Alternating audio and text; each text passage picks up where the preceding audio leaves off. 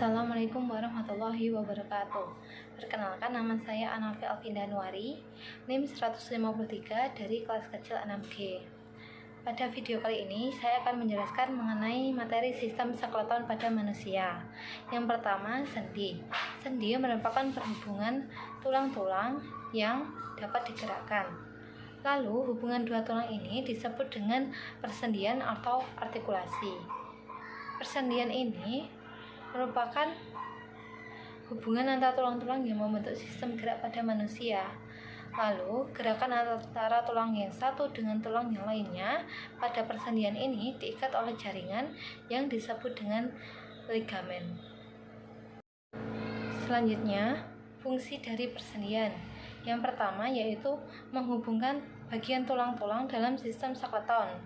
Yang kedua, memungkinkan tulang untuk tumbuh. Yang ketiga, memungkinkan perubahan bentuk posisi tulang saat persalinan atau melahirkan. Yang keempat, memiliki variasi dalam struktur dan fungsinya. Dan yang terakhir yaitu memungkinkan tubuh untuk bergerak sebagai respon dari kontraksi otot. Pada persendian ini dapat dibagi menjadi 3 yang berdasarkan oleh kemungkinan geraknya, yaitu 1. Synarthrosis pada tengkorak, lalu amfiarthrosis, dan yang ketiga yaitu diarthrosis. Yang pertama yaitu synarthrosis, merupakan persendian yang tidak dapat digerakkan. Synarthrosis memiliki 2 tipe. Yang pertama yaitu synfibrosis atau sutura, merupakan persendian yang dihubungkan oleh jaringan ikat fibrosa, contohnya sutura pada kranium. Tipe yang kedua yaitu synchondrosis, dihubungkan oleh kartilago atau tulang rawan hialin, contohnya antara diafise dan epifise tulang dewasa, lalu antara costae atau rusuk dan sternum atau tulang dada. Yang kedua yaitu amfiarthrosis. Amfiarthrosis ini merupakan persendian yang memiliki gerakan sedikit terbatas. Tipe amfiarthrosis dibagi menjadi 2. Yang pertama yaitu symphysis yang dihubungkan oleh kartilago serabut pipis, contohnya symphysis pubis atau tulang kemaluan, dan antar vertebrae atau tulang punggung. Tipe yang kedua yaitu syndesmosis yang dihubungkan oleh jaringan ikat serabut dan ligamen, contohnya pada tibia atau tulang kering dan fibula atau tulang betis. Yang ketiga yaitu diarthrosis. Diarthrosis merupakan persendian yang memiliki gerakan yang bebas. Berdasarkan jumlah aksisnya, diarthrosis dibagi menjadi 3 tipe. Tipe yang pertama yaitu articulatio monoaksial yang memiliki 1 aksis, contohnya pada sendi ruas-ruas jari atau disebut dengan articulatio interphalanx, ruas-ruas jari. Selanjutnya, sendi antar humerus dan ulna atau articulatio humerolaris. Tipe yang kedua yaitu articulatio biaxial yang mempunyai 2 aksis, contohnya pada antara humerus dan radius, contoh atau articulatio humeroradialis.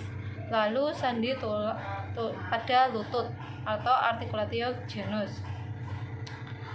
Tipe yang ketiga yaitu articulatio triaksial yang mempunyai 3 aksis, contohnya sendi bahu atau articulatio humeri dan sendi pinggul atau articulatio coccyx. Selanjutnya, terdapat 6 macam sendi diarthrosis yang dapat bergerak bebas. Misalnya yang pertama yaitu sendi engsel atau gynecolomos, merupakan persendian yang memungkinkan gerakan hanya satu arah saja dan memiliki 1 poros, misalnya pada siku, lutut, dan ruas jari, misalnya seperti ini. Yang kedua yaitu pelana atau silaris, merupakan jika kedua ujung tulang membentuk seperti pelana, jadi memiliki 2 arah dan memiliki 2 poros, misalnya pada ibu jari dan pada telapak tangan, seperti ini. Sendi yang ketiga yaitu peluru atau edatrosis. Pada Persendian ini memungkinkan gerakan ke segala arah. Lalu memiliki 3 poros, misalnya antar gelang bahu kanan atau lengan atas dan humerus. Yang keempat yaitu sendi peluru atau tracheidae, yaitu persendian yang memungkinkan gerakan memutar atau rotasi, lalu memiliki 1 poros, misalnya antar aksis leher dan tulang atas atau penyangga tengkorak memutar. Contoh yang kedua yaitu antar ulna dan antar pada pengumpil. Sendi yang kelima yaitu sendi geser atau luncur, berupa pergeseran pada tulang, memiliki jumlah arah yaitu rotasi pada bidang datar. Saat menggeser, ujung tulang yang satu menggeser tulang yang lainnya. Pada sendi geser tidak memiliki rotasi, contohnya pada antar tulang pergelangan dan pergelangan kaki. Selanjutnya pada sendi yang keenam yaitu elipsoid. Pada kedua sendi ini memiliki bentuk yang oval, lalu memiliki jumlah arah ke depan, ke belakang, dan ke samping, jadi memiliki 3 arah dan memiliki 2 poros. Poros yang pertama yaitu kanan dan kiri, poros yang kedua yaitu depan dan belakang, contohnya pada radius pengumpil dan tulang pergelangan tangan. Contoh yang kedua yaitu dasar tengkorak dan ruas vertebrae yang pertama, yaitu saat kepala mengangguk. Contoh yang ketiga yaitu pada antar tulang pergelangan tangan dan tulang jari, misalnya saat jari-jari kita menelungkup dan mengepal. Selanjutnya yaitu pada macam-macam pergerakan yang dapat dilakukan oleh sendi. Yang pertama ekstensi, berupa gerakan pelurusan sendi yang terjadi pada sendi engsel, misalnya pada ekstensi sendi lutut. Yang kedua yaitu fleksi, berupa gerakan pembekuan sendi yang terjadi pada sendi engsel, contohnya pada fleksi sendi jari. Lalu abduksi, berupa gerakan yang menjauhi suhu tubuh, terjadi pada sendi peluru, contohnya saat kita mengangkat lengan ke samping. Lalu abduksi merupakan gerakan mendekati suhu tubuh. Gerakan ini berlawanan dengan abduksi, itu misalnya lengan mendekati tubuh.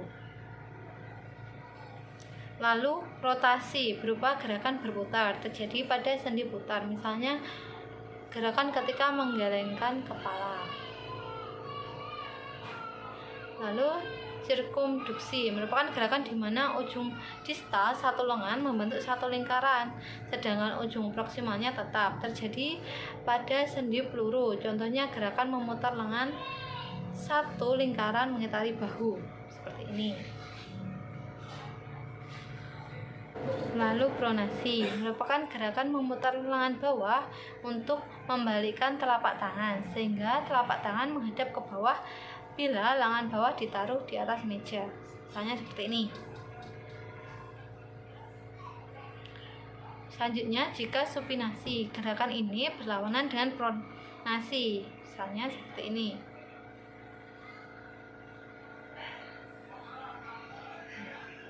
Selanjutnya protraksi merupakan gerakan mendorong mandibula keluar, dan yang terakhir yaitu retraksi merupakan gerakan mandibula ke dalam.